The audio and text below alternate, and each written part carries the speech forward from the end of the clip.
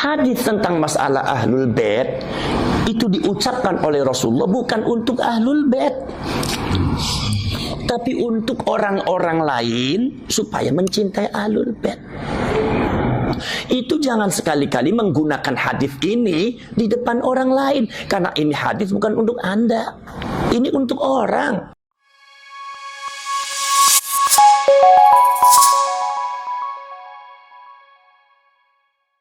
Zaman sekarang memang yang sedang viral itu adalah ada oknum habaib yang membangga-banggakan nasabnya kepada Rasulullah.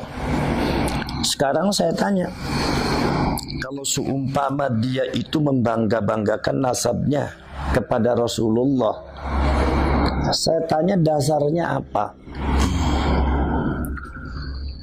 Kalau seumpama ada yang mengatakan dasarnya Quran, iya ada Quran. Kalau dasarnya hadis, saya tahu hadisnya ada. Tapi dasarnya apa? Ini adalah akibat orang tersebut tidak memahami konteks hadisnya Rasulullah. Ini akibat pemahaman keilmuannya tidak nyambung dengan para ulama. Sanad itu nggak penting matanya saja, tapi yang penting lagi pemahamannya harus nyambung, muttasil. Jangan cuma sanadnya, bukan sekedar qiraatul Qur'annya, tapi fahmul Qur'annya itu harus nyambung dengan para ulama, para kiai dan ulama-ulama salaf. Begitu juga kita belajar hadis, bukan sekedar matanya saja sanadnya nyambung, tapi pemahamannya itu juga harus nyambung. Kalau nggak nyambung repot seperti ini akhirnya. Hadisnya Rasulullah tentang masalah ahlul bait ada. Saya itu jurusannya hadis loh. Ada. Itu kasusnya sama juga dengan yang kemarin tuh masalah sedekahnya Pak Yusuf Mansur. Ada enggak dalilnya dalam Al-Quran? Ada. Anfiqu mimma razaqakumullah. Ada. Hadisnya ada tidak? Ada. Tetapi saya katakan orang-orang yang membawa Al-Quran dan hadis untuk meminta sedekah kepada orang lain, ini orang jahil. Kalau ada oknum habaib atau orang yang mengaku dirinya cucunya Rasulullah, membangga-banggakan nasabnya di depan orang lain, ini orang jahil. Orang yang sanad keilmuannya, pemahaman keilmuannya tidak nyambung dengan ulama-ulama salaf. Jadi nggak seperti itu. Kalau dibilang hadisnya ada.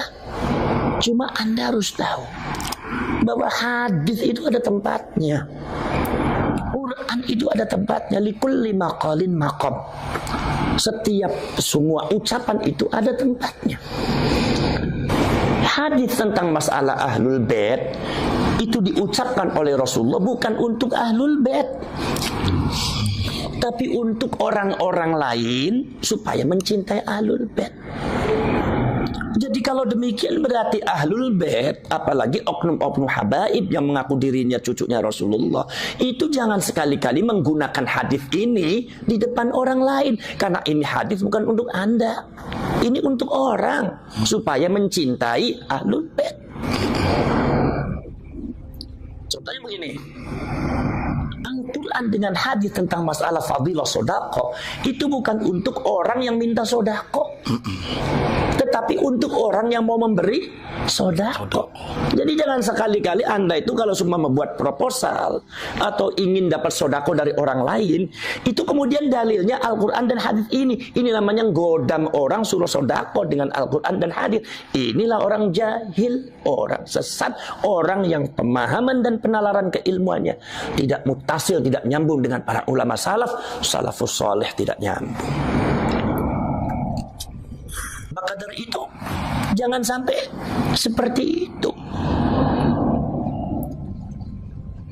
Jadi jangan sampai ini disalahgunakan orang lain. Mengaku dirinya bahwa saya itu ini kata Rasulullah seperti ini sekarang. Loh, ini hadis bukan untuk Anda. Ini hadis untuk orang supaya mencintai ahlul bait. Apalagi nasab daripada Ba'alwi ini lagi dipermasalahkan, ya kan? Masih banyak dipermasalahkan, ya. Nah, ini makanya jangan suka seperti itu. Ini bisa-bisa menjatuhkan nilai daripada hadisnya Rasulullah itu sendiri. Nilainya jadi jatuh gara-gara Anda, karena Anda salah menempatkan. Nilai Al-Quran dan hadis tentang sedekah bisa-bisa jatuh gara-gara Anda, karena Anda tidak bisa menempatkan. Akhirnya orang ketika didalili itu nggak mempan. Kenapa? Ya gara-gara Anda itu menyalahgunakan hadis dari Al-Quran dan Al-Quran, menyalahgunakan dalil untuk tujuan yang tidak benar dan ditempatkan pada tempat yang tidak benar. Makanya saya harapkan orang-orang semacam itu ngaji dulu lah. Gak usah banyak bicara Quran dengan hadis tuh. Anda tuh baca Qurannya saja masih belang-belentung, nggak pakai tajwid. Baca kitabnya saja udah dengan santai. Saya lebih pintar santai saya. Udah, apalagi nahwu sorof dengan balaghah. Ya. Jangan dibilang nahwu sorof itu nggak penting. Penting. Anda mengatakan tidak penting, tapi ulama mengatakan wa nahwu aula awalan ayyu'lama idzil kalamu dunahu lam yufhama. La yufhamatul lan tu linafil abad. Tanpa nahwu sorof, maka Quran dan hadis tidak mungkin bisa dipahami dengan benar. Mungkin Anda bisa paham, tapi nggak benar. Contohnya, ya seperti tadi, membanggakan nasab dengan hadisnya Rasulullah, meminta sedekah dengan hadisnya Rasulullah dan Al-Quran. Ini gara-gara Anda tidak benar memahaminya. Kenapa? Anda tidak belajar, ilmunya tidak nyambung, pemahaman Quran dan hadisnya tidak nyambung dengan ulama salaf. Inilah perlunya sanad di dalam Nahdlatul Ulama di pesantren itu selalu ada. Bukan sekedar matanya saja, tetapi juga adalah pemahamannya. Jadi jelas nggak benar kalau ada habaib semata itu penyelewengan makna hadis. Itu bisa disebut bisa penipuan atas nama agama itu. Nggak boleh. Seperti halnya juga oknum-oknum yang meminta sedekah untuk menggunakan Al-Quran hadis. Ini sudah penipuan mengatasnamakan agama. Ini sudah penyelewengan makna dalil ini. Nggak boleh seperti itu. Dosa, wah dosa, jelas dosa. Sangat berdosa sekali. Tapi kalau orang semacam itu yang nggak ngaku dosa, udah biarin aja. Urusan dia dengan Allah, ya orang jahil namanya juga. Orang jahil itu yang nggak tahu kalau dirinya salah juga nggak tahu. Nah itu seperti itu cara. Makanya belajar dulu lah yang benar. Belajar hadis yang benar, nahwu sorof yang benar. Nahwu sorof yang benar. Jangan dibilang, oh itu kan rafa nasab kan sama aja itu biasa. Jangan Anda bilang biasa. Innallaha bari'um minal musyrikin wa rasulah. Ini harus wa rasulah. Sesungguhnya Allah dan Rasulnya tidak bertanggung jawab terhadap orang-orang musyrik. Coba kalau dibaca wa rasulih, innallaha bari'um minal musyrikin wa rasulih. Jadi sesat. Sesungguhnya Allah tidak bertanggung jawab terhadap orang musyrik dan Rasulnya. Berarti Rasulnya berarti sesat.